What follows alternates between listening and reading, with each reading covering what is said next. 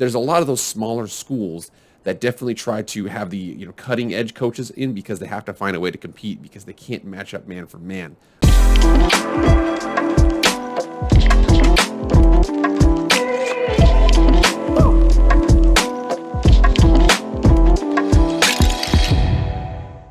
What is up, everybody? It is Jake with Master of Football, back at it again. Happy Wednesday. Thank you so much for being here.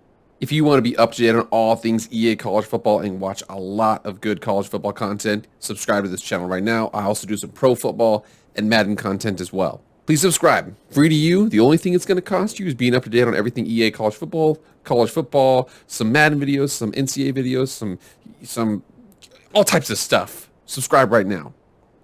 Also hit the like button. Without further ado, let's get into the video. All right, guys, so I am checking out some things here, and again, college football season has just started. We just got done with week 1. Things are looking up. I was checking out something the other day because I think that there's a team out there that was not being talked about, and rightfully so, because of a certain medical situation that has since alleviated itself. Let's get into that team right now. So I come over here to the ACC scoreboard. So on Friday, September 9th, we got Louisville and UCF. And then on the 10th, good old little Wake Forest down here, ranked 1-0, doing really well. 13-point favorite over Vanderbilt. I'm telling you right here, this over 66. That might be a little low in my personal opinion, but they just got a huge upgrade at quarterback. So just the other day, and again, for me, this is today, but for you guys, it is yesterday. Wake Forest quarterback Sam Hartman cleared to play following blood clot issue. Wake Forest quarterback Sam Hartman has been cleared to return to action, the school announced Tuesday. Hartman, a 3-year starter who was sidelined last month with what the school termed a non-football injury. Tuesday, Wake Forest acknowledged Hartman was diagnosed with Paget-Schroeder syndrome, also known as effort thrombosis, a blood clot often associated with repeated strenuous activity. When this was announced, a lot of people were like, Wake Forest was one of those teams that this doesn't really make a lot of sense. They're not really a perennial power. They were able to surprise a lot of teams last year. They could put up a lot of numbers on offense. We'll get into why in a second here, but you see the fact that them getting Sam Hartman back, a lot of people took them off their board, but I think that they are maybe not a favorite right now in the ACC, but definitely a dark horse for that championship game. Let's continue on here. Hartman underwent surgery on August 9th to have the clot removed, and a follow-up ultrasound Friday confirmed he had no signs of additional clotting. This process has made me appreciate all the people at Wake Forest University and around our football program for how they care for us.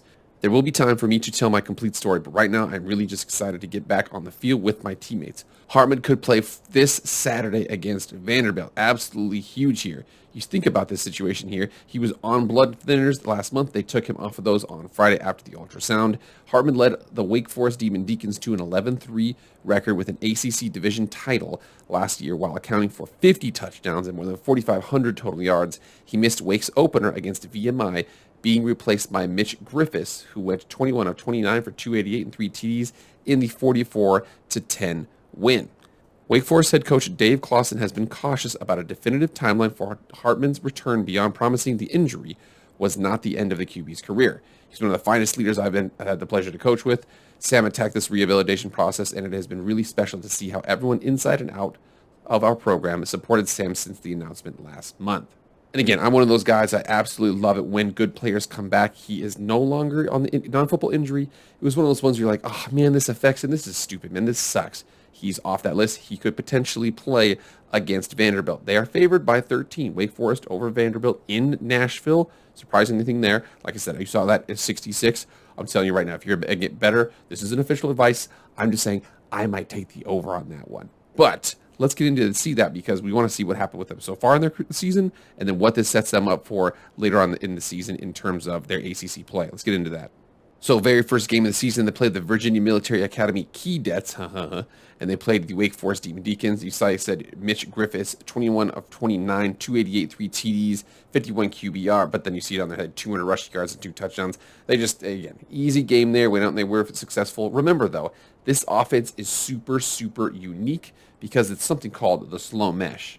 So the slow mesh is really cool. I encourage everybody here to check this out. I made a video about this October 29th of last year. Go check this out. I'm telling you, it's a great video. Breaks down exactly like what it kind of means. It's really unique. It's one of those things where, Northwestern a while back where they were able to come out and they were to beat a lot of Big Ten teams because they were starting to pass the ball. Purdue too.